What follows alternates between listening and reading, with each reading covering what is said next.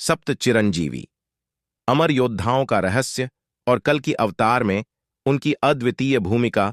सप्त चिरंजीवी, जिन्हें अमरता का वरदान मिला है, धर्म की रक्षा और अधर्म के नाश के प्रतीक माने जाते हैं। इनके बारे में कुछ अनसुने और कम ज्ञात तथ्य हैं जो इनकी गाथाओं को और भी रहस्यमयी और रोचक बनाते हैं।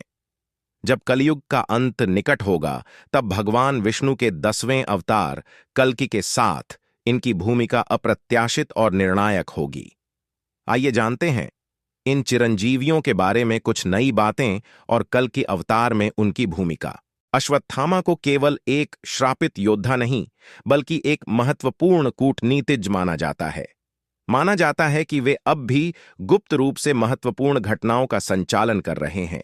कल्कि अवतार में वे न केवल एक योद्धा होंगे, बल्कि अपनी कूटनीति से कल्कि को दिशा देंगे, विशेषकर तब जब वे मानव जाति में फैले अधर्म को जड़ से समाप्त करने की योजना बनाएंगे। वेदव्यास ने केवल महाभारत की रचना नहीं की, बल्कि उन्होंने कल्कि पुराण का भी संपादन किया था, जिसमें कल्कि अवतार का वर्णन है।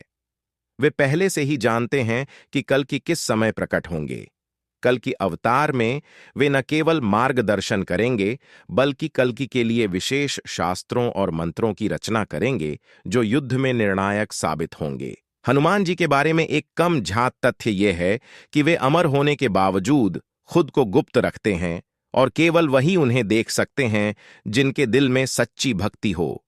कल्कि अवतार में हनुमान जी की भूमिका सिर्फ एक योद्धा की नहीं होगी, बल्कि वे कल्कि को अदृश्य रहकर हर संकट से बचाएंगे और उन्हें ऐसी योजनाएं सुझाएंगे जो अधर्मियों की चालों को विफल कर देंगे। विभीषण को लंका के राजा के रूप में जाना जाता है, लेकिन एक अदृश्य बल के रूप में वे आज भी न्याय और धर्म के काम में लगे हुए हैं।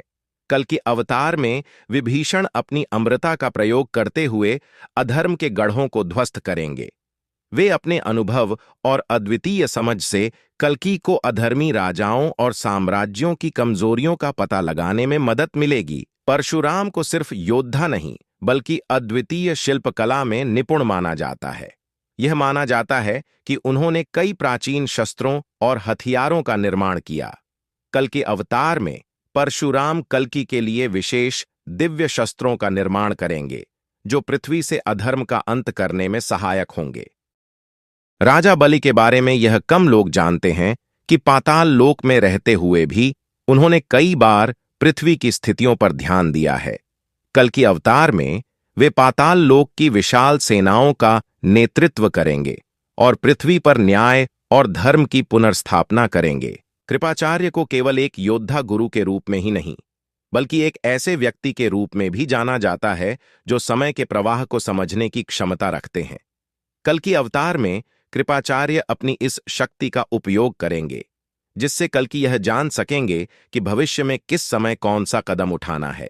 इन 7 चिरंजीवियों की भूमिकाएं केवल युद्ध और धर्म की पुनर्स्थापना तक सीमित नहीं होंगी, बल्कि वे अपने अद्वितीय ज्ञान और क्षमताओं से कल्कि को हर परिस्थिति में विजय दिलाएंगे।